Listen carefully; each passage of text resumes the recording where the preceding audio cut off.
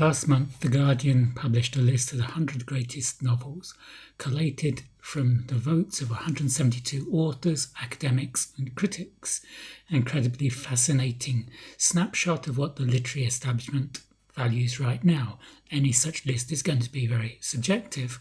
For decades, lists like this, it seemed almost obligatory to put Ulysses or Don Quixote at the very top.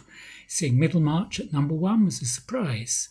It was no longer a dead white man's club, these lists. Only 3 of the top 10 were written by men. George Eliot is not a dude. Neither is Toni Morrison. Showing everyone's ballot changes the dynamic, so there may be a performative element in there, because these academics might want to put Ulysses in to show that they're not stupid or some other reason. Number 1 was Middlemarch by George Eliot. I've read it, but I don't remember a lot about it.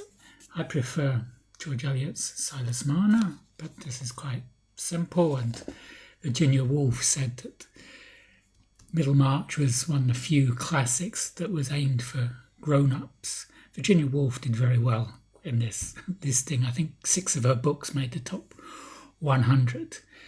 But on Goodreads, Middlemarch has a rating of 4.04 out of 5. Louis L'Amour's selected short stories has 4.36, and Fourth Wing by Rebecca Yarros has 4.56. I thought I'd look at the top 10 greatest novels and their Goodreads ratings.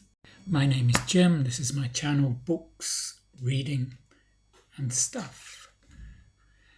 Number 1, as I said, Middlemarch, 4.04. Number 2 on the list was a surprise for many, Beloved by Toni Morrison. Not a surprise for me. I rated this 5 stars. It was a surprise because this is a book from 1987, finishing higher than many of these all-time classics. And Goodreads rating, 3.99. Number 3 on the list was Ulysses, James Joyce. I haven't read it. I've got no intention of reading it.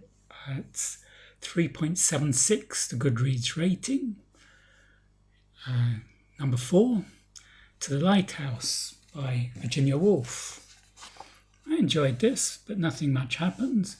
Goodreads rating, 3.81. Number 5, À la recherche du temps perdu, In Search of Lost Time. This has the highest Goodreads rating of the top 10. This is 4.34, but this is only part of it. In Search of Lost Time is 4,000 pages, and nothing much happens over those 4,000 pages. But for those who read it, usually over a 9-month or a year stretch, they really enjoy the experience, the insights he has into the mind. Have you read Marcel Proust? Let me know in the comments.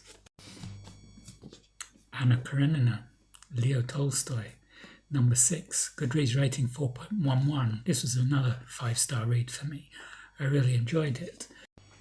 Tolstoy is also at number 7 with War and Peace, rated by Goodreads at 4.17. This was a DNF for me. I've started it twice. I've never finished it. There was too many characters to take in. And number 8 was Jane Eyre, 4.16, the Goodreads rating. Not my favourite Bronte novel. I'm more on Team Emily with Wuthering Heights is my favourite. I've read Wuthering Heights 3 times. I've read Jane Eyre just once. And number 9 was Pride and Prejudice, Jane Austen. There were a few Jane Austens on the list. Emma and Persuasion were also on the list. I've just started reading Sense and Sensibility for Jane Austen in July, but I don't think it's going to rate as highly as Pride and Prejudice. On Goodreads, this is 4.30, and many of the tropes in this are tropes we find in contemporary romance literature. Finally, number 10, Madame Bovary, Gustave Flaubert, 3.71, rated by Goodreads, which is not particularly high.